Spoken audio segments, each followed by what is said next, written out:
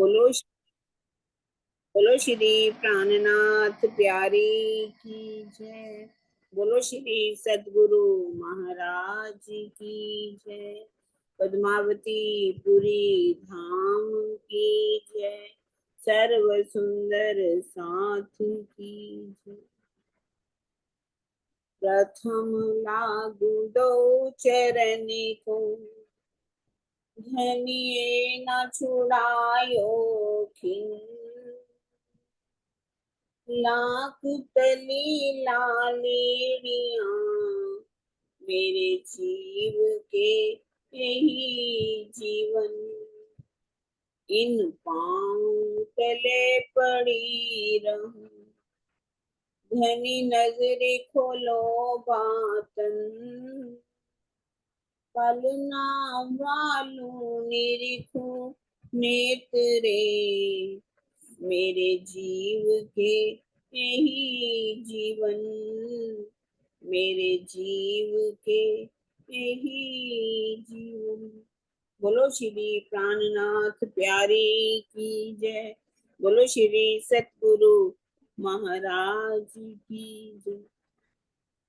हाँ जी सुंदर साथ जी, अब हम खिलवत ग्रंथ प्रकरण 16 45 नंबर चुपाई से शुरू कर रहे हैं। कल हमने 40 तक किया था। दूर कहूं ना जाऊंगा, तुम बैठो पकड़ चरण। खेल देखोगे इत ही, तुम मिल सब मोमिन। सखियों की इस बात पर श्री राज जी कहते हैं कि मैं तुमसे कहीं भी दूर नहीं जाऊंगा। तुम सभी मेरे चरणों को पकड़कर बैठो। मैं तुम्हें यहीं बिठाकर माया का खेल दिखाऊंगा। भावार्थ, चरणों को पकड़कर बैठने का कथन अलंकारिक है। इसका भाव है मेरे सामने ही समीप में बैठो। हम सब मिल मोमिन बैठेंगे, पकड़ तुम्हारे चरण। तब कहा करसी फरामोशी, जब बैठे हुए एक तन। श्री राज जी की बात सुनकर सखियां कहने लगी कि हे धामधनी, जब हम सभी आपके चरणों में मिलजुल कर एक स्वरूप होकर बैठेंगी, तब माया की बेसुधी हमारा क्या कर लेगी। अर्थात माया का हमारे ऊपर कोई भी दुष्प्रभाव नहीं पड़ेगा। जब हम आपके चरणों में बैठ जाएंगे एक स्वरूप में, तो बेसुधी, माया की बेसुधी अब हमारा क्या बिगाड़ लेगी। कोई हमारे ऊपर असर नहीं होने वाला। गले बात सब लेके मिल बैठेंगे एक हुए, तो फरामोशी कहा करे कोई ना जरा जुदागी कोई। जब हम सभी एक दूसरे के गले में बाहें डालकर तथा मिलजुल कर एक सूप हो बैठेंगी, तो निश्चित है कि माया की बेसुधी हमारा कुछ भी बिगाड़ नहीं सकती। हमारे और आपके बीच किसी भी प्रकार से वियोग नहीं हो सकेगा। जेते कोई मोमिन तो बैठे तले कदम, तो तुम्हारे रसूल का फेरे नाही हुक्म। हम जितनी भी ब्रह्म सृष्टियां हैं, सभी आपके चरणों में ही बैठे हैं। ऐसी स्थिति में ये संभव ही नहीं है कि हम आपके संदेशवाहक श्यामा जी के आदेश का उल्लंघन कर सके। जो मुनकर हुक्म सो, मोमिन कहिए क्यों ताए। देव फरामोशी हमको, देखो 100 बेर अजमाए। जो मुनकर हम हुक्म सुन, जो आपके संदेश वाहक के आदेश को अस्वीकार कर दे, तो उसे ब्रह्म सृष्टि कहा ही नहीं जा सकता। आप हमें एक दो बार नहीं, बल्कि 100 बार भी माया में भेजकर परीक्षा ले सकते हैं। इतना बड़ा हमने वहां पर डींगे, कितनी बड़ी बड़ी डींगे मारी। सो कैसा मोमिन अर्श की अरवाहें, हम कदमों बीच अर्श के क्यों जासी भुलाएं। हे धामधनी, हम परम धाम की ब्रह्म सृष्टियां हैं और आपके चरणों में बैठी हुई हैं। ये कैसे संभव है कि हम आपको भूल जाएंगी। जेती रूहें अर्श की, दाए फरामोशी न जाए जीत। कछु पड़े बीच अपने, ये नहीं इश्क की रीत। परम धाम में रहने वाले हम जितनी भी आपकी अंगनाएं हैं, उनसे माया नहीं जीत सकेगी। हमारे और आपके बीच में कोई और माया आ जाए, ये प्रेम के सिद्धांत के पूर्णतः विपरीत है। भावार्थ, प्रेम का यही सिद्धांत है कि प्रिया प्रीतम के बीच में कोई और नहीं होता, किंतु व्यवहार में तो यही देखा जा रहा है कि सुंदर साध को श्री राज जी की उपेक्षा माया से अधिक प्रेम होता तो कोई भी नहीं, पर लेकिन माया आज हमारे और धनी के बीच में है। भले हमने बहुत बड़ी बड़ी बातें की। कछुए न चले फरामोश का, हम आगू हुए चेतन। इश्क हमारे रूह के असल है एक तन। अब तो हम पहले से ही सावधान हो चुके हैं। हमारे ऊपर माया की नींद का कुछ भी असर नहीं होगा। हम सब सखियां वाहिदत के अंदर एक ही स्वरूप है और हमारे अंदर का इश्क भी अखंड है। यदि किसी को पहले सावधान कर दो तो वो तो कहेगा अब तो मैं सावधान हूं, मेरे ऊपर कोई असर नहीं होगा। हम तो वाहिदत में एक ही स्वरूप है। इश्क भी हमारा अखंड है, तो माया नहीं कुछ बिगाड़ सकती हमारा। बक्का आड़े पट करूं, तुम देख न सको कोई। झूठे मिलावे कबीले, तुम देखोगे सब सोए। उनकी बातें सुनकर श्री राज जी बोले, मैं तुम्हारे और परम धाम के बीच में माया का पर्दा कर दूंगा, जिससे तुम मुझको या परम धाम को नहीं देख सकोगी। उस माया में झूठे नश्वर परिवार वाले और सगे संबंधी मिलेंगे, तुम उसी में रल घुल मिल जाओगी। पर्दा ही तो लगा दिया राज्य ने भी। हमारे और राज्य के बीच में एक पर्दा, माया का पर्दा है, जिसे परम धाम नहीं दिखाई दे रहा। क्या दिखाई दे रहा है? ये झूठे परिवार, सगे संबंधी सब दिखाई दे रहे। बैठिया सब मिलके अंग सो अंग लगाए, उठाऊं जुदे जुदे मुल्कों, नए नए वजूद बनाए। इस मूल मिलावा में तो तुम सभी मिलकर अंग से अंग लगाकर सट सट कर बैठी हो, किंतु उस माया में जब तुम जाओगी तो मेरे आदेश से तुम्हें अलग अलग देशों प्रांतों में अलग अलग शरीर धारण करने पड़ेंगे। जब भले ही तुम मेरे साथ अंग से अंग लगा करके बैठी हुई हो, पर जब तुम माया में जाओगी तो अलग अलग प्रांत होंगे, अलग अलग शरीर होंगे, जाति पाति अलग अलग होगी, रहन सहन सब अलग अलग होगा। अलग अलग मुल्क का भाव अलग अलग भूभागों से है, जिसमें भारत, नेपाल, पाकिस्तान, भूटान आदि देश हैं। पंजाब, सिंध, गुजरात, उत्तर प्रदेश, मध्य प्रदेश आदि प्रांत हैं। नए नए वजूद का तात्पर्य है किसी की आत्मा पुरुष तन में होगी तो किसी की आत्मा स्त्री के तन में, कोई बाल्यावस्था में प्रतीत होगी तो कोई वृद्धावस्था में, क्योंकि संसार में सबकी अवस्था बदलती रहती है।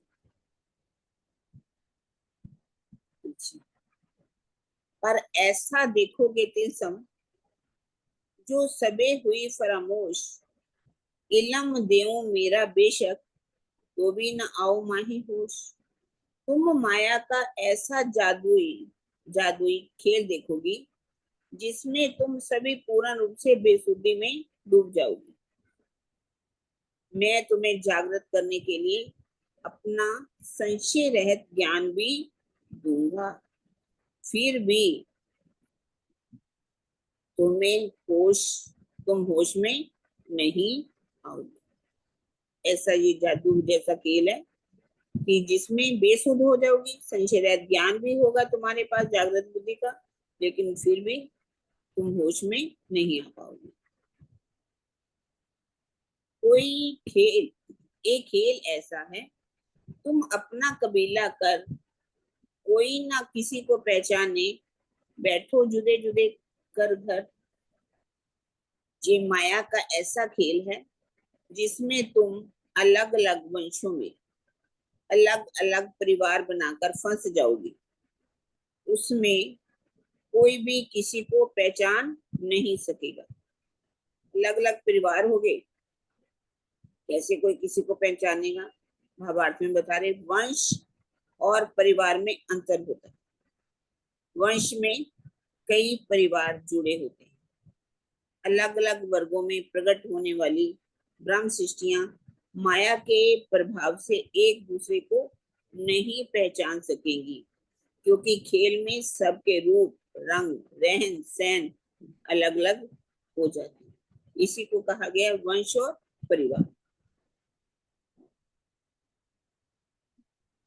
तहकीक जानोगे झूठ है तो भी दिल से न छूटे, ऐसी मोहब्बत बांधोगे झूठे ही सो सने। तुम अच्छी तरह से इस बात को जान जाओगी कि ये संसार ही झूठा है, फिर भी तुम अपने दिल से उसका मोह नहीं छोड़ सकोगी। तुम उन झूठे रिश्तों के मोह पाश में ऐसे बंध जाओगी कि उनसे ही स्नेह करने लगोगी। ऐसा हाल सबका हो रहा है। सबको मालूम है संसार झूठा है, रिश्ते झूठे हैं, फिर भी इनके मुंह से कोई भी आज दिन तक निकल नहीं पाया। वाही जानोगे नियामत और वाही से करोगे प्यार, सुख दुख सारा झूठ का वाही कुटुंब परिवार।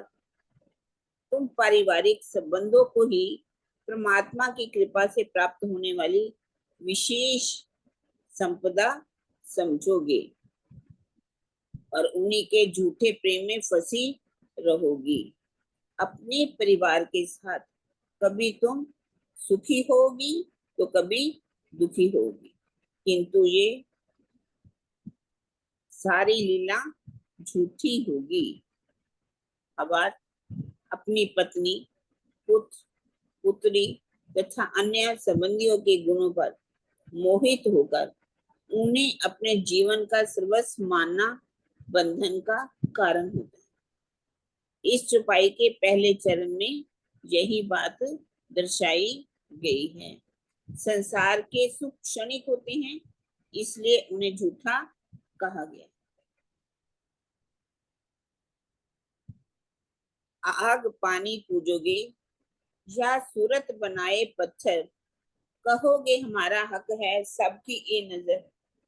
उस माया के संसार में तुम सभी की दृष्टि में ऐसी अज्ञानता छा जाएगी कि तुम आग पानी या पत्थर की मूर्तियां बनाकर पूजा करोगी। तुम बारंबार यही कहा करोगी कि हमारा एकमात्र परमात्मा तो यही है। सबके अंदर क्या हो जाएगी? अज्ञानता आ जाएगी। आग पानी पत्थर की पूजा करोगी। आसमान जिमी पताल लग, सब झूठे झूठ मंडल, ऐसे झूठे खेल में तुम जाओगे सब रल। आकाश से लेकर पृथ्वी और पाताल तक संपूर्ण झूठ ही झूठ का मंडल है, अर्थात सब कुछ काल के गाल में समा जाने वाला है। उस झूठे संसार में जाकर तुम भी उनमें घुल मिल जाओगे। सभी क्या है? झूठ ही झूठ का संसार है। हक इनो में ना पाइए, ना कुछ सुनिया कान, साच न पाइए इनो में ये झूठे फना निदान। उस मायावी संसार में मुझे पार ब्रह्म को नहीं पा सकोगी। वहां किसी ने मेरे बारे में अपने कानों से सुना भी नहीं है, वह संपूर्ण ब्रह्मांड ही महाप्रलय में निश्चित रूप से लय हो जाता है।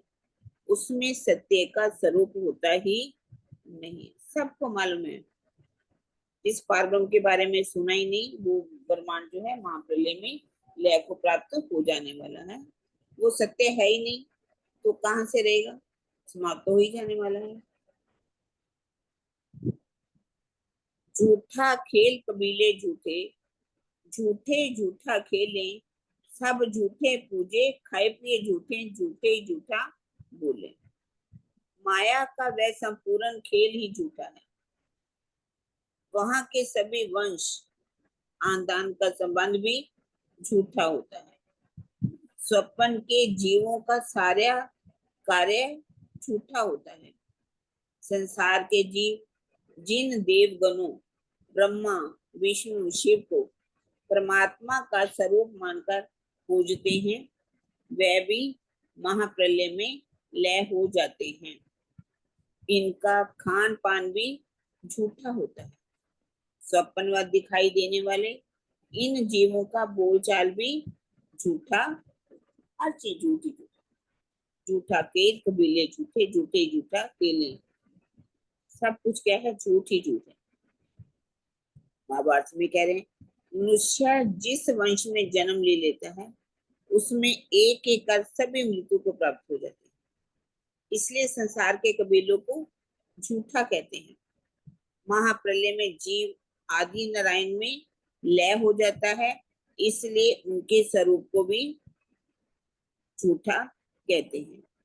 इस संसार में लौकिक कार्यों का परिणाम नश्वर ही होता है, इसलिए जीवों द्वारा किए जाने वाले कार्यों को भी झूठा कहा गया है। यहाँ भूख मिटाने के लिए जिन पदार्थों का आहार किया जाता है, वे पृथ्वी पर उत्पन्न होते हैं एवं सेवन करने के पश्चात उनका अस्तित्व भी समाप्त हो जाता है, क्योंकि झूठे झूठा खाए पिए झूठा इसमें छिपाई आती है, और केवल मल मूत्र ही बचता है, जो उनके पूर्व रूप से सर्वथा भिन्न होता है। यही कारण है कि संसार के भोज्य पदार्थों को भी मिथ्या माना गया। हर चीज क्या है, झूठी है। झूठा सब लगेगा मीठा, झूठा कुटुंब परिवार, सुख दुख इनमें झूठी चर्चा, हुआ झूठे, हुआ सब झूठे को विस्तार। यद्यपि झूठे कुटुंब परिवार में रहकर सुख दुख की अनुभूति करना, उनके जाल में फंसे रहकर मीठी मीठी बातें करना सब झूठ है, किंतु वह झूठा संसारी तुम्हें बहुत प्यारा लगेगा। वहां तो मात्र झूठ का ही विस्तार हुआ, झूठे को विस्तार। झूठा सब लगेगा मीठा, झूठा कुटुंब परिवार, सुख दुख इनमें झूठी चर्चा, हुआ झूठे को विस्तार। इश्क तुम्हारा तो सांचा, मोहे याद करो वक्त इन, रबद किया तुम मुझसो, बीच बका वतन। तुम्हारा प्रेम तो तभी सच्चा माना जाएगा जब संसार में फंस जाने पर भी मुझे प्रेम पूर्वक याद करती रहो, अर्थात मुझे अपने दिल में बसाए रहो। अपने प्रेम को बड़ा बताने के लिए ही तो तुमने परम धाम में मुझसे रबद किया था। रबद किया तो मुझसे बीच पका वतन। अगर सच्चा तभी प्रेम माना जाएगा, भले इस झूठे संसार में आकर के हम फंस गए हैं, पर हमारा दिल जो है राज्य में ही लगे रहना चाहिए, तभी हम अपने इश्क को बड़ा कह सकते हैं। ऐसी तो कोई ना हुई, बिना इल्मे होवे होशियार, फांसी बिना कोई ना रही, छोड़ ना सके अंधार। ऐसी कोई भी ब्रह्म सृष्टि नहीं है जो तारतम ज्ञान के बिना माया से सावचेत हो सके। ऐसी तो कोई ना हुई बिना इल्मे होवे होशियार, तारतम वाणी के बिना तो कोई भी सावचेत नहीं हो सकता। हंसी बिना कोई ना रही, छोड़ न सके अंधार। इस संसार में प्रत्येक राम सृष्टि की आत्मा माया में फंसेगी और अवश्य ही अपनी हंसी कराएगी। सबकी हंसी होने वाली है, छोड़ ना सके अंधार। इस माया को कोई भी छोड़ नहीं पाएगी। इलम मेरा लेके निसंक दुनी सो तोड़, सोई भला इश्क जो मुझ पे आवे दौड़।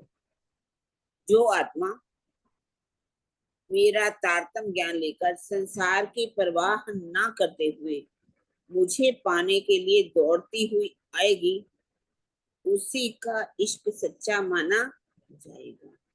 अक्षरातीत को पाने के लिए दौड़ने का अर्थ है दीदार करने के लिए प्रेम में डूबकर ध्यान में लग जाना। ये सुंदर साजी चौपाई कहाँ लिखी हुई है, किसी को मालूम है? नीचे करना थोड़ा सा। इल्म मेरा लेके पहले थी, अब तो मुझे नहीं पता। निसंग दुनी से तोड़, सोई भला इश्क जो मुझ पे आवे तो। कोई सुंदर साथ बताएगा कि ये चुपाई कहाँ लिखी हुई थी? आज से कुछ साल पहले तो लिखी हुई थी। हाँ जी, आप बताइए। निसंग दुनी से तोड़, सोई भला इश्क जो मुझ पे आवे तो। नहीं है ना? मेरे को, मैं सच बताए, मैंने बहुत अच्छी तरह याद है मुझे ये चुपाई। ये रतनपुरी में जहाँ भोजन करते हैं हम सब, जैसे ही अंदर एंटर करते तो सामने की दीवार में ये चुपाई लिखी हुई थी, इलम मेरा लेके निसंग दुनी से तोड़, सोई भला इश्क जो मुझ पे आवे तो। अब तो वहाँ पे देखिए, अब नहीं होगी, लेकिन पहले थी। नहीं, ये भी थी, ये भी चुपाई थी। महाभारत में बता रहे हैं, अक्षरातीत को पाने के लिए दौड़ने का अर्थ क्या बताया? दीदार करने के लिए प्रेम में डूबकर ध्यान चितवनी में डूब जाना, लग जाना। झूठा खेल दिखाया 14 तबक की जहान, एक कंकरी होवे अर्श की तो उड़े जिमी आसमान। मैंने तुम्हें 14 लोक की दुनिया का ये झूठा खेल दिखाया। यदि परम धाम की एक कंकरी भी यहाँ आ जाए तो उसके तेज से इस संपूर्ण ब्रह्मांड का अस्तित्व समाप्त हो जाए। महाभारत में बता रहे, पृथ्वी और आकाश से तात्पर्य इस संपूर्ण ब्रह्मांड से है। सातों पाताल लोग इस पृथ्वी के अंतर्गत ही आ जाते हैं, क्योंकि पादस्य तले योगेश से पाताल है। जो नीचे के लोग कौन से हैं सुंदर साथी? वैसे हम कौन से 7 लोग नीचे के गिनते हैं? कौन से बताएंगे सुंदर साथी? पादस्य तले योगेश से पाताल, ये नीचे के कौन से लोग हैं? पहले तो अतल, वितल, सुतल, तलातल, महातल, रसातल और पताल। हाँ, काफी सुंदर साथ ने हाथ खड़े किए। दीदी यही बता रही थी, वो तो दीदी ने बता ही दिए। हाँ, सरोज बहन जी ने बता दिए थे, आप ऊपर के बता दो। नीचे के तो बता दिए, ऊपर क्या बता दो। हाँ जी विजय बहन जी, कट गया, बंद हो गया उनका। वृंदा दीदी आप बताओ। अतुल वितुल नहीं, अतल वितल तो पाताल लोक के है। ये तो नीचे के, ऊपर की भूरलोक, भूवरलोक, स्वर्गलोक, महरलोक, जनलोक, तपलोक, सत्यलोक। बिल्कुल बिल्कुल, वेरी गुड, बहुत ही अच्छे बोले आपने। हाजिर प्रणाम। प्रणाम जी, प्रणाम जी। कह रहे कि पादस्य तले जो देश से पताला, जो नीचे के 6 लोग हैं वो कौन से माने जाते हैं? नीचे के, जैसे कि हिमालय से नीचे जो समुद्र के तटवर्ती भाग अमेरिका और ऑस्ट्रेलिया आदि हैं, ये पाताल लोग में माने जाते हैं।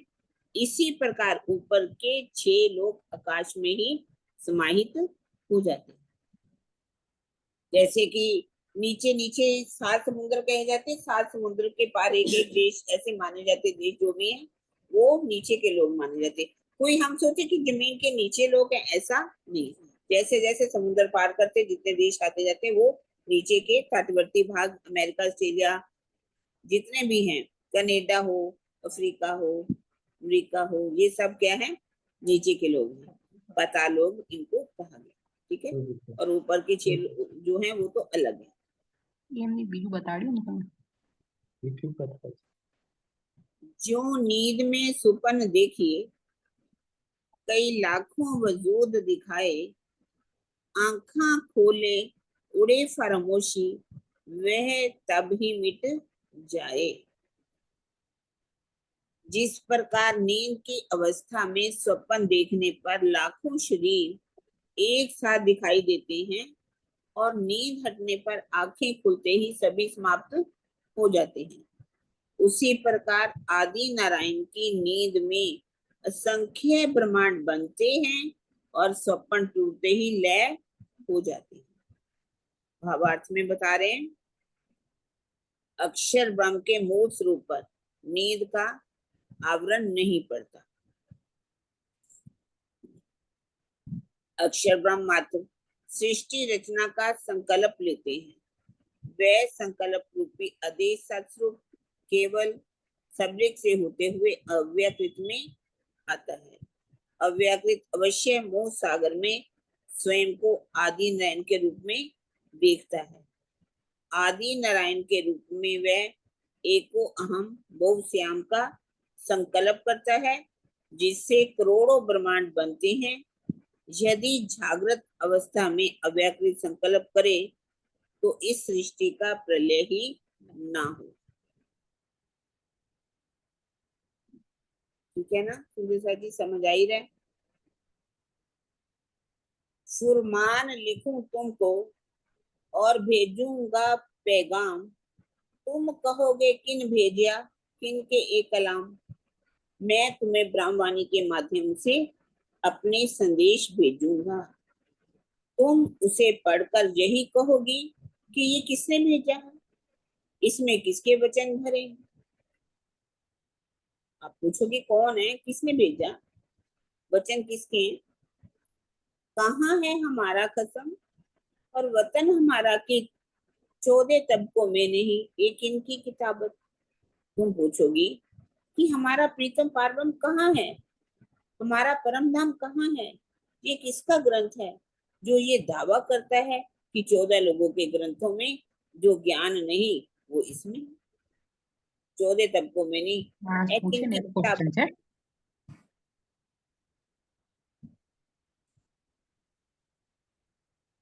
अपन आए वास्ते मजबूत, अर्श से उतर, तो ये दुनिया जो तिलसम की, सो माने क्यों ये कर।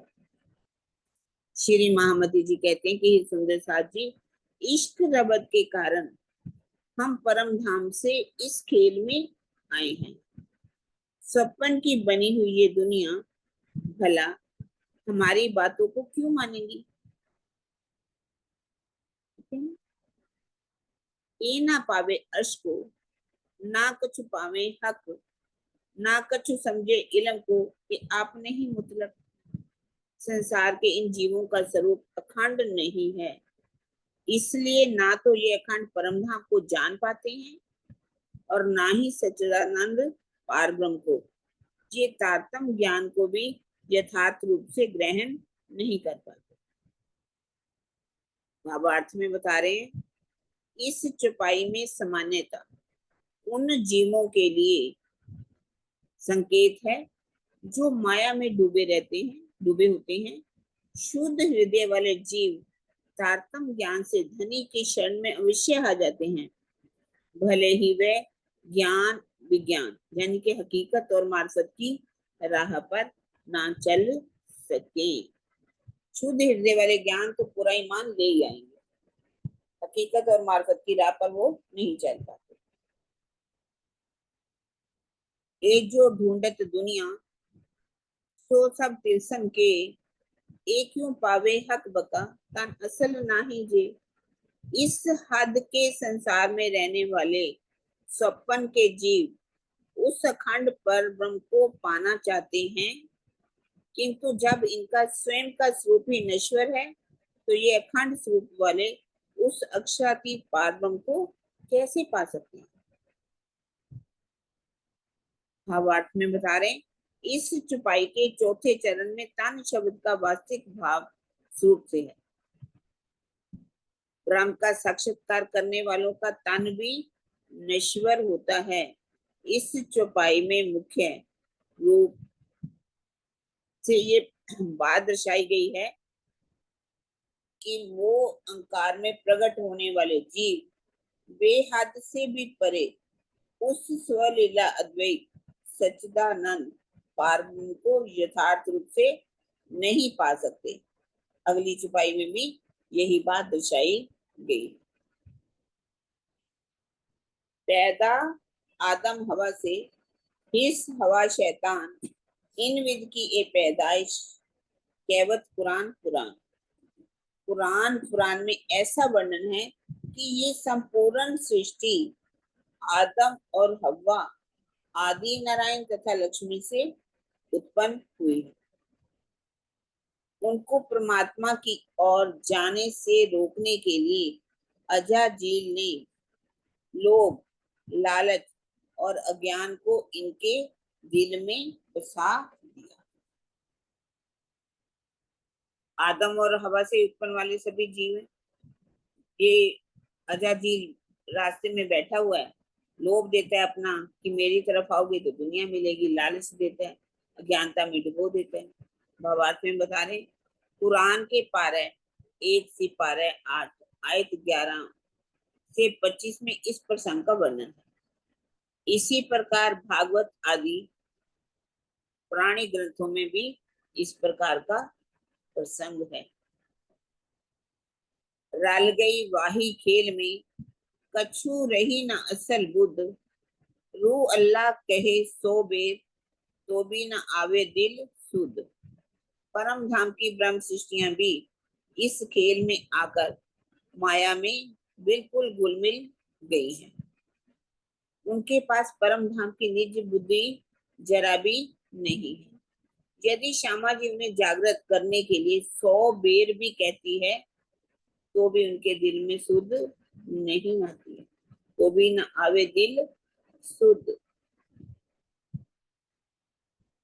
देखा देखी करो इनकी, बैठे तिलसम माही, तुम आए बका वतन से, ये मुतलक कछुए नहीं। ये सुंदर सा जी, इस माया के संसार में आकर तुम भी स्वप्न के जीवों जैसा ही आचरण कर रहे हो। सुंदर साथ को कह रहे हैं तुम्हारा भी आचरण कैसा है? स्वप्न के जीवों जैसा, जीव सृष्टि जैसा।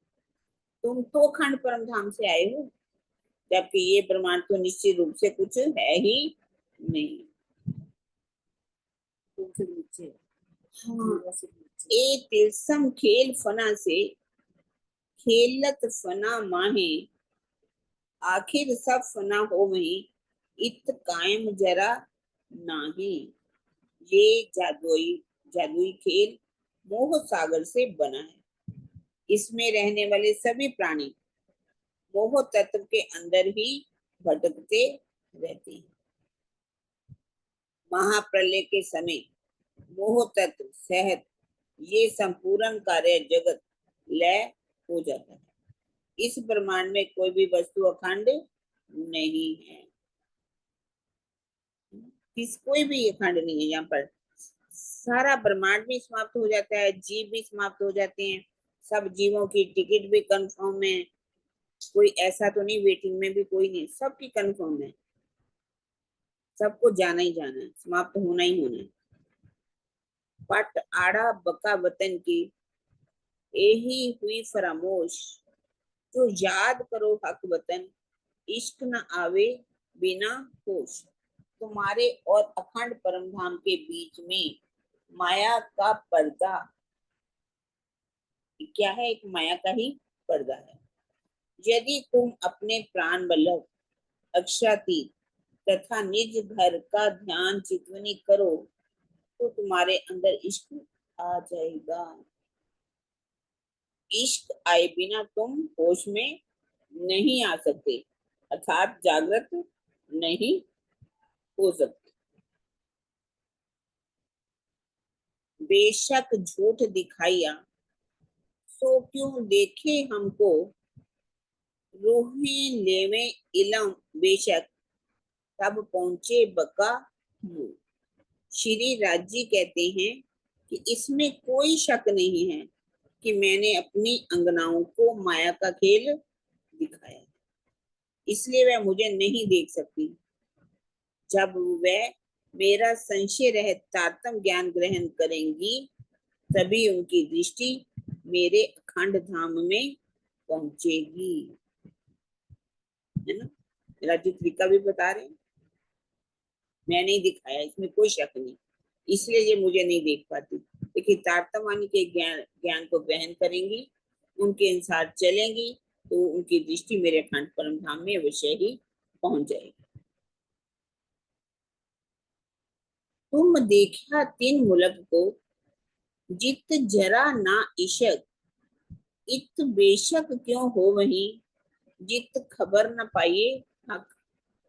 श्री राज जी ब्रह्म शिष्यों को संबोधित करते हुए कहते हैं कि तुमने माया के उस संसार को देखा है जिसमें नाम मात्र के लिए भी इश्क नहीं होता है, जिस संसार में पार ब्रह्म का ज्ञान ही नहीं मिलता, उसमें संशय रहित कैसे हुआ जा सकता है,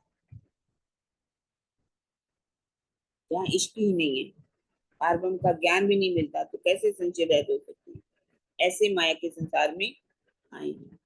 क्या कह रहे हैं, रूहें उन मुल्क से फिर ना सके वतन, फरेब क्यों एना छूट ही, हक के इश्क बिन।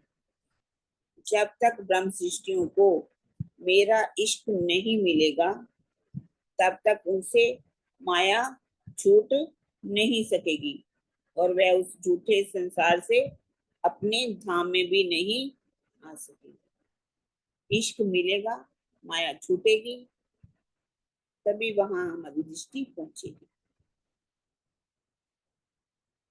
ऐसी रूहें वहदत की, ताए फरेब पहुंचे क्यों कर, के बड़ा रूहों को तजु, जो बांधी झूठ सो नजर। परम धाम की ब्रह्म सृष्टियों में माया का प्रपंच कैसे पहुंच सकता है, अर्थात नहीं पहुंच सकता। ये बहुत ही आश्चर्य की बात है कि रूहों ने अपनी नजर झूठ से जोड़ ली। रूहों की नूरी नजर इस संसार में नहीं है, बल्कि हुक्म की नजर छूटता संसार में आई है। नूरी नजर तो शिवराज जी के दिल रूपी पर्दे पर खेल को देख रही है।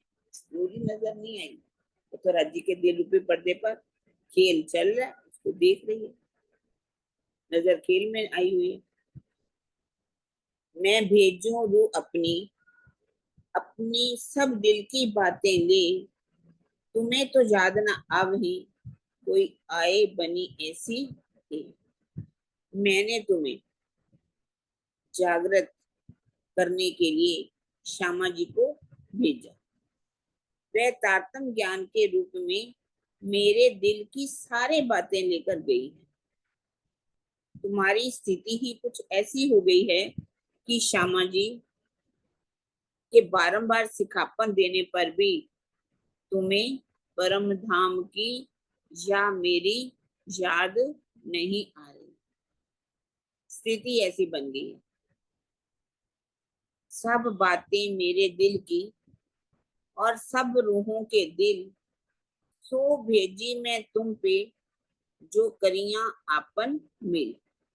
मैंने अपने दिल की तथा तुम्हारे दिल की सारी बातें श्यामा जी के माध्यम से भिजवाई हैं। हमने आपस में जो प्रेम विवाद किया था, वह बातें भी मैंने तुम्हारे पास भेज दी। सारी दिल की बातें, वहां की बातें, परम धाम में इश्क रबत की बातें, सारी किसके द्वारा, श्यामा जी के माध्यम से वाणी में भिजवा दी हैं। जो हमने इश्क रबत किया, वह भी बातें भिजवा दी। ये बातें सब असल की, जब याद दई तुम, तब इश्क वाली रूहों को क्यों ना उड़े तुलसा। परम धाम की ये सारी बातें जब तुम्हें याद दिला दी गई हैं, तो भी तुम्हारे अंदर से ये झूठी माया क्यों नहीं निकल पा रही है। तुम तो वहां बढ़ चढ़कर इश्क का दावा लेती थी। ऊपर पढ़ भी रहे हैं हम सारी बातें, वही बातें फिर से राजी हमें भी जहाँ पर बता रहे हैं कि कितनी तुमने बढ़ चढ़ करके दावा लिया था। 100 बेर देखो अजमाई के, तुमको ना भूले हैं।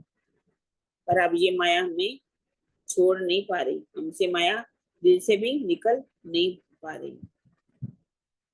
जब लग लगे दुनिया तब पहुंचे न बका मोह।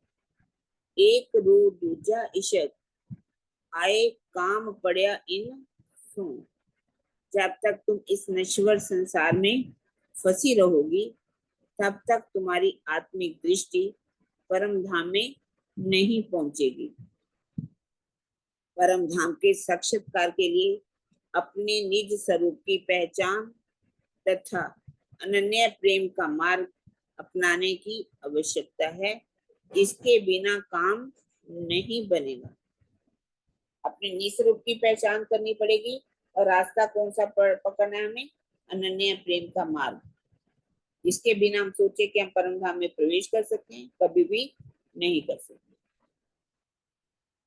दूजा कछु पहुंचे नहीं, हक को बीच बका। जहां रो ना होवे एकली, छोड़ सबे इत का। जब तक आत्मा संसार का पूर्णतः परित्याग कर, आगे क्या है, अकेली नहीं हो जाती और प्रीतम का प्रेम नहीं लेती, तब तक वह परम धाम का साक्षात्कार नहीं कर सकती।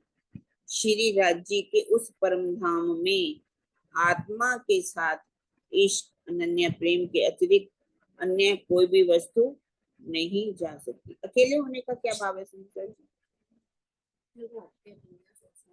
हाँ जी सुंदर साथ जी, अकेले होना, अकेली नहीं हो जाती, तब तक प्रेम नहीं ले पाएगी और वो साक्षात्कार भी नहीं कर पाएगी। हाँ जी आशी दीदी बोलो। हाँ जी प्रणाम जी। अकेले ना मतलब माया को पीठ दे देना, यानी कि दिल से माया के दुख सुख निकल जाए, कोई अटैचमेंट ना रहे, लगाव ना रहे माया से। बस धनी तुम मेरे, मैं तुम्हारी, इस जो मुझे समझ आया। नहीं नहीं ठीक बात है। प्रणाम जी। वैसे अब कोई बात तो है नहीं बीच में, बड़ी सिंपल सिंपल चुपाई है ना? हाँ जी हाँ जी। बहुत ज्यादा सिंपल है। तो 2 और चुपाई पढ़ लेते हैं, बाकी हम कल पढ़ेंगे। कल समाप्ति खिलवत की हो जाएगी। बका बीच रोहन को, खेल दिखावे हक। आया गया इत कोई नहीं, ये इलम कहे बेशक। तारतम ज्ञान स्पष्ट रूप से कहता है कि धाम धनी परम धाम में ही अंगनाओं को बिठाकर माया का ये खेल दिखा रहे हैं। उस पूर्णिति पूर्ण परम धाम से प्रत्यक्ष रूप से ना तो कोई यहाँ शरीर से आया है और ना ही यहाँ से कोई जीव या ईश्वरी सृष्टि जाएगी। कोई जीव नहीं जा सकता। मतलब इसका कहा आया गया इत कोई नहीं। ऐसा इस चुपाई को जैसे हम पहले भी बोल चुके हैं कि हम ये कह देते कि कोई आया ही नहीं गया ही नहीं, ऐसी चुपाई को ले नहीं आई। शरीर से तो आया ही नहीं कोई भी, और कोई गया जाएगा भी नहीं। कोई भी सोचे कि जीव चला जाए ईश्वर सृष्टि, कोई भी वहां पर परम धाम की ब्रह्म सृष्टि के बिना कोई नहीं जा सकता। महाभारत में बता रहे ब्रह्म सृष्टियां सुरता से यहाँ आई हैं और उनकी सुरता ही अपने मूर्धन में जागेगी। जीव या ईश्वरी सृष्टि तारतम ज्ञान को प्राप्त करके बेहद में पहुंचेगी। जीव सृष्टि हो जाए ईश्वरी सृष्टि, यदि वो तारतम ज्ञान को प्राप्त कर लेती तो पहुंचेगी सत्संग के अंदर। बेशक इलम को सीख के ऐसे खेल को पीठ दे, देखो कौन आवे दौड़ती आगू इश्क मेरा। ये लगता है दोबारा एक जैसी चुपाई है। सभी आत्माओं के लिए परीक्षा की घड़ी है। देखना है कि कौन सी आत्मा है जो मेरे संशय रहित तारतम्य ज्ञान को ग्रहण करके मायावी जगत को पीठ दे देती है और मेरा इश्क लेकर दौड़ते हुए मेरे पास आती है, अर्थात अपने दिल में मेरी शोभा को बसा लेती है। परीक्षा की घड़ी है हमारी, है ना। कौन माया को पीठ देती है, कौन तारतम्य ग्रहण करती है, इश्क लेकर के धनी को पा लेती है, उनकी शोभा को अपने हृदय में बसा लेती है। भावार्थ में बता रहे हैं, सभी आत्माएं एक साथ ही परम धाम जाएंगी। इस छुपाई में दौड़ लगाने का तात्पर्य है चितवनी में डूबकर अपनी आत्मिक दृष्टि को परम धाम ले जाना और अपने धाम हृदय में युगल स्वरूप को बसा लेना। ठीक है, आज हम इतनी छुपाई करेंगे क्योंकि 31 छुपाई रह जाएगी हमारी। 31 छुपाई तो हम कल करेंगे, ठीक है ना। तो छुपाई को दोहरा देते हैं, उसके बीच में हम बात करेंगे, जो भी सुंदर साथी इसके ऊपर बात करना चाहे। बेशक इल्म सीख के ऐसे खेल को पीठ दे, देखो कौन आवे दौड़ती, आगू इश्क मेरा ले, आगू इश्क मेरा ले। बोलो श्री प्राणनाथ प्यारे की जय। बोलो श्री सद्गुरु महाराज की। बोलो श्री